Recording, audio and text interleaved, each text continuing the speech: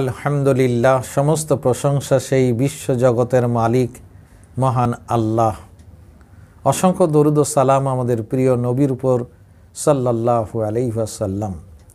আজকে আমি বুখারী শরীফের থেকে একটা হাদিস, তার মর্মবাণীটাকে ঠিক রেখে আপনাদের সামনে তা পরিবেশন করতে চাইছি। আর সেই হাদিসটার প্রেক্ষাপট সামনে রেখে হাদিসের যা বর্ণনা, তা থেকে আজকে আমরা কি শিক্ষা পেতে পারি, এ হাদিস আমাদের কি লাভ দিতে পারে, সেই বিষয়টা আপনাদের সামনে শেয়ার করব ইনশাআল্লাহ। তার আগে আমি আমার একটা ক্ষোভের কথা খুব সংক্ষেপে জানিয়ে দিচ্ছি। সেটা হলো, সমাজে জালসা হয় কিন্তু নির্ভেজাল কোরআন ও হাদিস থেকে আলোচনা হয় না। এটা বড় দুর্ভাগ্যের।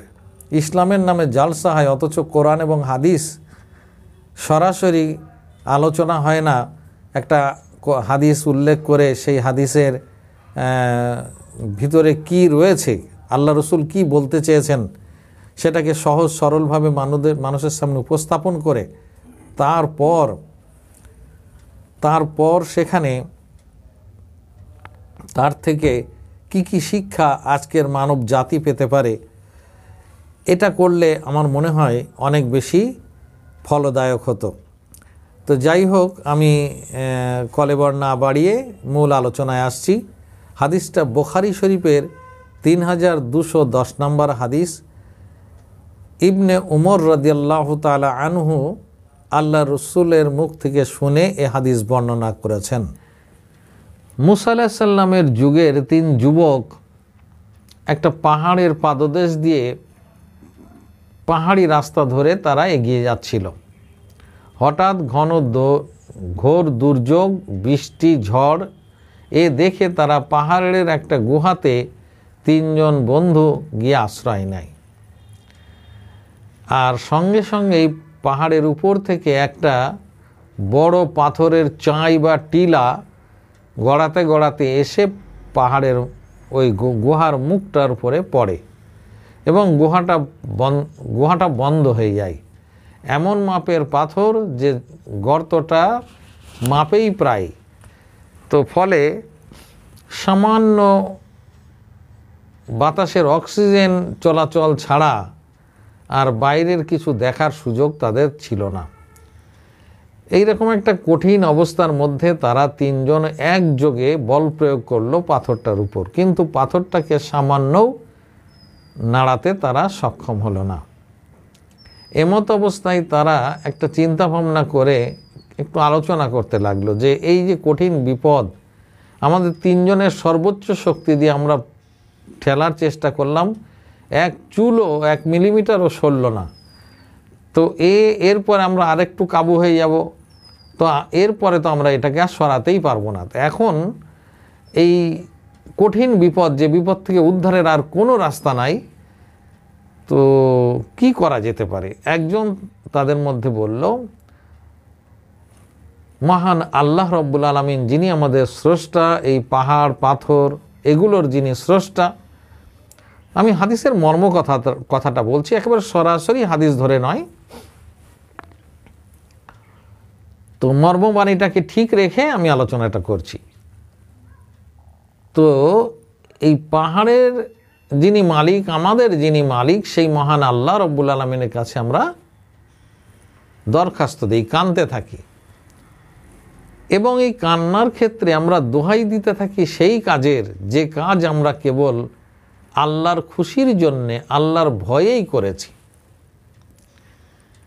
এই কথা বলে আমাদের জীবনে যদি তেমন কোনো উল্লেখযোগ্য কাজ যা কেবলমাত্র আল্লাহর খুশির জন্যেই করেছি, আল্লাহর ভয়েই করেছি, তার ওসিলা দিয়ে, তার দোহাই দিয়ে আমরা আল্লাহর কাছে এই বিপদ থেকে মুক্তির জন্য চাইলে হয়তো তিনি দয়া করতে পারেন আমাদের উপর। এ কথা মনে করে একজন সে আল্লাহর কাছে বলল, আল্লাহ, আমার বাড়িতে একজন মজুরি নিয়ে কাজ করবে বলে একজন লোককে আমরা রাখি, আমি তার 1 ফারাক চাওয়ালের পরিবর্তে, 1 ফারাক চাউল এর পরিবর্তে তাকে আমি কাজে লগ্নি করি। এই ফারাক শব্দটা আজকের দিনে মানে আমাদের বুঝতে অসুবিধা, এখানে ফারাক দিয়ে কোনো মাপার জোপা হয় না। তো আমি আপনি ধরে নিই 1 মণ 2 মণ, হ্যাঁ, এইরকম আর কি কিছু মাপের একটা বিষয়। তো কয়েকদিন কাজ করার পর লোকটা আর কাজ না করে বা আমাকে কিছু না বলে পয়সাটা, ওই 1 ফারাক চাউল তার যত অংশ হয় সেটা না নিয়ে লোকটা চলে গেল। আমি চিন্তা করলাম লোকটা যে কদিন কাজ করেছে সেই কদিনের কাজের যে মজুরি সেটা তো তার জন্য হালাল ছিল, আমার জন্য সেটা হারাম। আমি এখন ওটা নিয়ে কি করব? আল্লাহ তোমার কথা মনে করে, শ্রমিকের মজুরি প্রদানের উপরে তোমার সদিচ্ছার কথা মনে করে আল্লাহ আমি ওই চাওয়াল দিয়ে অর্থের বিনিময়ে কিছু চাষ করলাম।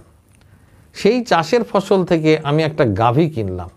সেই গাভীটা বড় হয়ে, ছোট গাভী বকনা কিনেছিলাম, সেইটা বড় হয়ে এখন দুলদুলে চেহারার একটা মানে পূর্ণতাপ্রাপ্ত একটা গাভীতে পরিণত হয়েছে, বাচ্চা দেবে, দুধ দেবে। ঠিক এরকম একটা পর্যায়ে লোকটা এসে বলছে, আপনার বাড়িতে আমি কাজ করে গেছিলাম, এই পরিমাণ এই ফারাক চাওয়াল আমার মানে পাওনা হয়েছে, আপনি আমাকে দয়া করে দিয়ে দেন। আল্লাহ আমি আপনার কথা মনে করে তোমার ভয়ে হে আল্লাহ আমি সেই গাভীটাকে তার হাতে তুলে দিয়েছিলাম। সে আশ্চর্য হয়েছিল, সে মনে করেছিল আমি তার সঙ্গে মস্করা করছি, কিন্তু যখন সত্যিকার অর্থে আমি তাকে বুঝিয়ে বললাম এবং গাভীটা তার হাতে তুলে দিলাম, সে তখন মনের আনন্দে গাভীটা নিয়ে চলে গেল। এই যে কাজটা আমি করেছিলাম আল্লাহ, এতে যদি তুমি একটু খুশি হয়ে থাকো তাহলে মেহেরবানি করে তুমি আমাদের এই কঠিন বিপদ থেকে তুমি উদ্ধার করো আল্লাহ। এই কথা বলাতে পাথরটা অল্প একটু সরে গেল, তাতে করে অক্সিজেনটা বেশি পাওয়ার সুযোগ আসলো, একটু বাতাস চলাচলটা সহজ হলো, কিন্তু শরীরের কিছু অংশও বেরোনোর মতো ফাঁকা হলো না। এবার দ্বিতীয় জন আল্লাহর কাছে হাত তুলে বলছে, আল্লাহ আমার বৃদ্ধ পিতামাতা ছিল, সেই বৃদ্ধ পিতামাতা তাদেরকে রাত্রে ছাগলের দুধ না খাইয়ে আমি আমার সন্তান সন্ততি নিজে বা আমার স্ত্রী এর কাউকেই খেতে দিতাম না। তো কোনো একদিন এক কাজের সমস্যায় দুধটা নিয়ে আসতে দেরি হয়, আমার আব্বা আমার মা তারা ঘুমিয়ে গেছেন। আমি ভাবলাম এই বার্ধক্যজনিত সময়ে এই যে ঘুমিয়েছে কাঁচা ঘুম, আমি তাদেরকে ভাঙিয়ে দুধ খাওয়াবো না, তারপরে হয়তো সারাটা রাত তাদের জেগে থাকতে হবে, ঘুম ভেঙে গেলে আর হয়তো ঘুম আসবে না, তাই তারা নিজেদের মতো তৃপ্তি করে ঘুমিয়ে নেক, ঘুম থেকে যখনই উঠবে তখনই আমি তাদের দুধ খাওয়াবো। এই বলে আমি দুধের পেয়ালা হাতে নিয়ে তাদের মাথার কাছে ঠাঁই দাঁড়িয়ে গেলাম।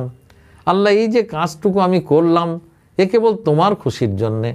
আল্লাহ শুধু তাই নয়, সেই সময় আমার বাচ্চারা কান্নাকাটি করছিল খিদেই, আমি তাদেরকেও খেতে দিলাম না, আমার অন্তরে অনেক বেশি মোচড় দিচ্ছিল, তবুও আমি আল্লাহ তুমি বলেছ পিতামাতার সঙ্গে সদ্ব্যবহারের কথা, সেই কথার উপর গুরুত্ব দিয়ে আল্লাহ কেবল তোমাকে রাজি করতে, তোমার খুশি করার জন্যে আমি রাত্রে দাঁড়িয়েছিলাম আমার পিতামাতার পাশে এবং বাচ্চাদেরকে বঞ্চিত করলাম, নিজে খেলাম না, আমার স্ত্রীকেও খাওয়ালাম না।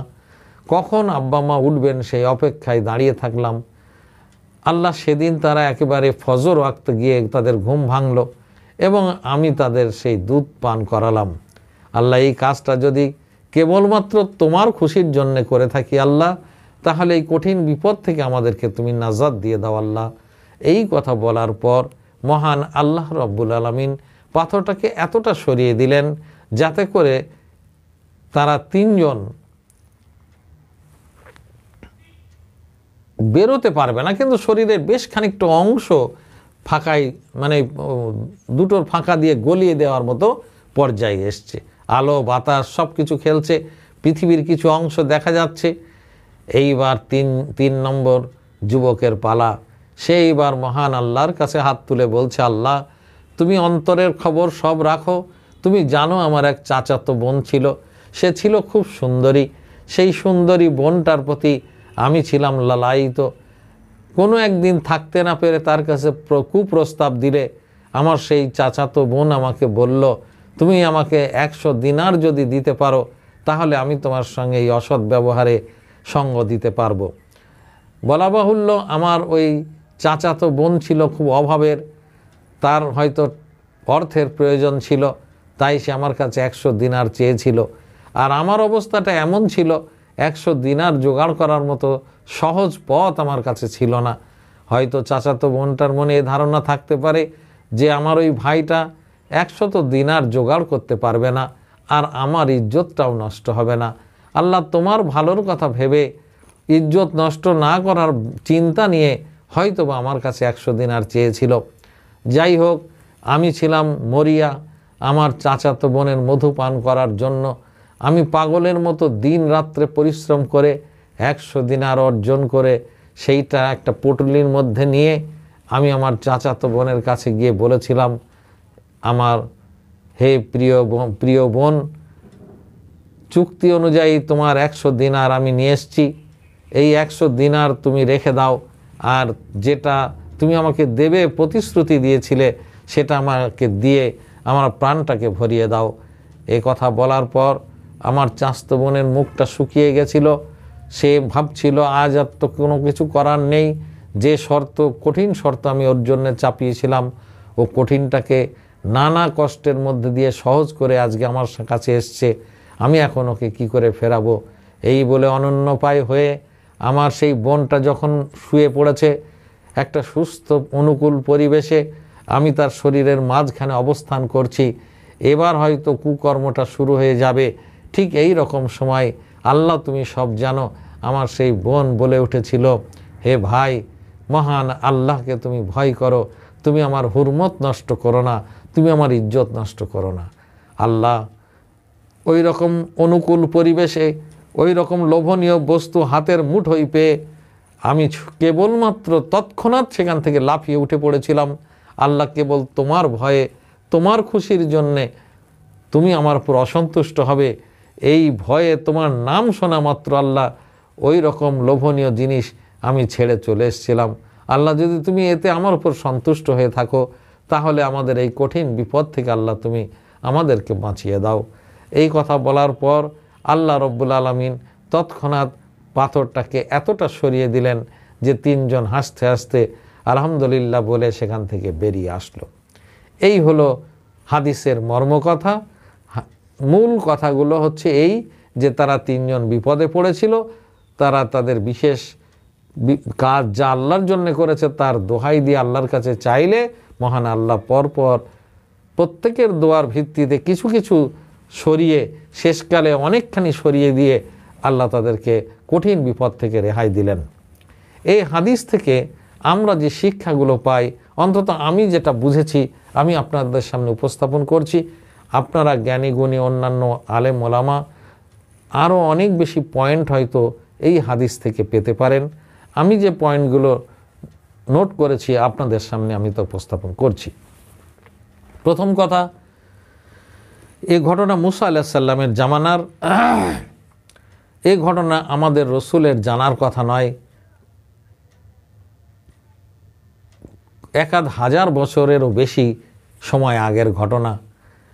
তো আমাদের নবী যে নবী ছিলেন এবং আল্লাহ পাক তার কাছে দূত প্রেরণ করতেন জিবরাইল আলাইহিস সালামকে, এই ঘটনার মধ্যে দিয়ে আমরা তার পূর্ণ আভাস পাই যে আল্লাহ তার ফেরেশতা দিয়ে অত পুরনো নবীর যুগের একটা ঘটনা আমাদের নবীকে তিনি উপহার দিয়েছিলেন, শুনিয়েছেন। দ্বিতীয় কথা এই,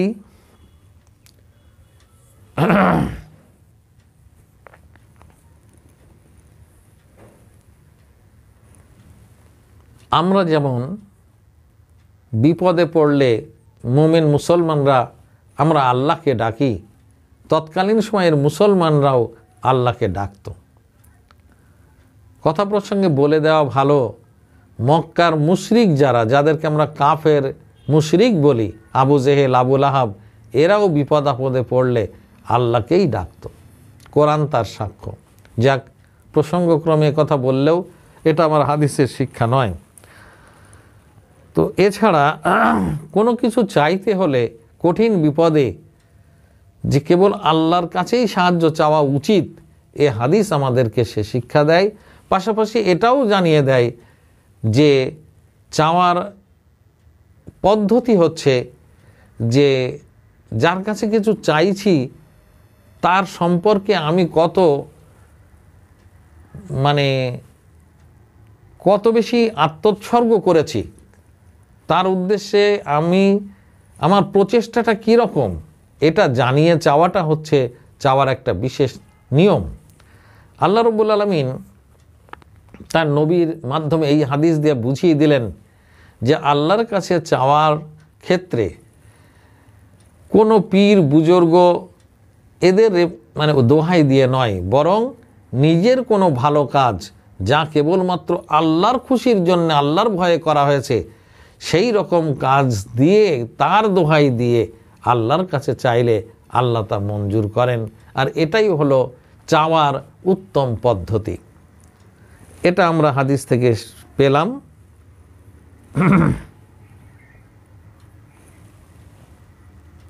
আমরা আইন, পুলিশ প্রশাসন, বিচার ব্যবস্থা ইত্যাদির মাধ্যমে দেশবাসীকে সুন্দরভাবে দেশের জন্যে উপযোগী করে চলাফেরার মতো মন তৈরি করার চেষ্টা করি, তাদের কাজ কার্যাদি যাতে করে মানবতামুখী হয়। কিন্তু আইন চাপিয়ে পুলিশ প্রশাসন বিচারালয়ের বিচারকে সামনে দিয়ে মানুষকে সোজা করা বেশ কঠিন কাজ। কিন্তু কোনো মানুষ যদি একমাত্র আল্লাহকে তার মনিব বলে মনে করে, তার কাছে নিজের জীবনের হিসাব দিতে হবে, এক কঠিন সময়ে সেই হিসাব, আর সেই হিসাবের পর ফয়সালা অনুযায়ী অনন্তকাল জান্নাত আর জাহান্নাম নির্ভর করবে, এই বোধ যদি কনক্রিটভাবে কোনো মানুষের ভিতরে, নারী পুরুষ যেই হোক, তার মধ্যে থাকে, তাহলে তার দ্বারাই এই রকম মিরাক্কেল বড় বড় কাজ, ভালো ভালো কাজ করা সম্ভব। এই হাদিস আমাদেরকে সে শিক্ষা দেয়। আজকের সমাজে যারা মানুষকে মানবিক হওয়ার জন্যে নানা প্রচেষ্টা চালাচ্ছে, সর্বাগ্রে তাদের প্রকৃত সৃষ্টিকর্তা মহান আল্লাহর সম্পর্কে মানুষের সামনে প্রচার চালানো উচিত। প্রশাসকদের পক্ষ থেকে, আইন রক্ষকদের পক্ষ থেকে, সবার দেশবাসীর মঙ্গলের স্বার্থে মানুষদেরকে প্রকৃত স্রষ্টামুখী তৈরি করে দেওয়া উচিত। দুর্ভাগ্য, আজকে মানুষ জাতিকে ধর্মহীন করে অধার্মিক ঔদ্ধত্য প্রকাশকারী রূপে প্রকাশ করার তালের মধ্যে দিয়ে আমাদের ভারতকে ভালো করার চেষ্টা চলছে।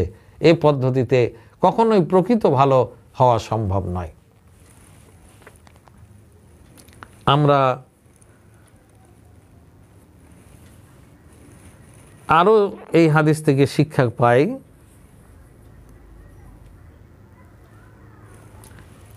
আল্লাহ কোনো কাজ করতে বলেছেন, কোনো কাজ নিষেধ করেছেন। করতে বলেছেন যেটা, সেটা করলেও আল্লাহ খুশি, আবার যেটা করতে আল্লাহ নিষেধ করেছেন সেটা যদি না করে ফিরে আসা যায় তাতেও আল্লাহ খুশি। কিন্তু সব থেকে বেশি খুশি কোনটাতে? এই হাদিসের মাপ থেকে আমি অন্তত এইটা কিয়াস করেছি যে প্রথম দুজনের ক্ষেত্রে করা উচিত,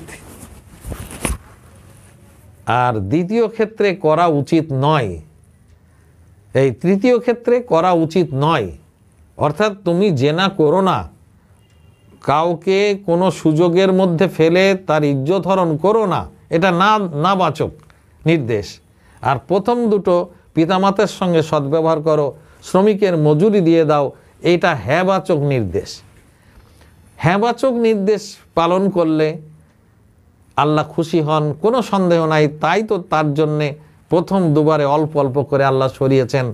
কিন্তু চরম অনুকূল পরিবেশ, পুলিশ প্রশাসন, আত্মীয় স্বজন, গ্রামবাসী কেউ জানবে না, কেউ বুঝবে না, এমন একটা উত্তম সুযোগে অতি উত্তম মনের চাওয়া কোনো লোভনীয় জিনিস সে ভোগ করবে, সেই ভোগ ছেড়ে দেয় দিয়ে কেবল আল্লাহর ভয়ে যদি শয়তানের মুখে চপেটাঘাত লাথি দিয়ে সেখান থেকে সরে আসতে পারে, আল্লাহ তাতে এত খুশি হন যে তার রহমতের ভাণ্ডার তিনি উজাড় করে দেন।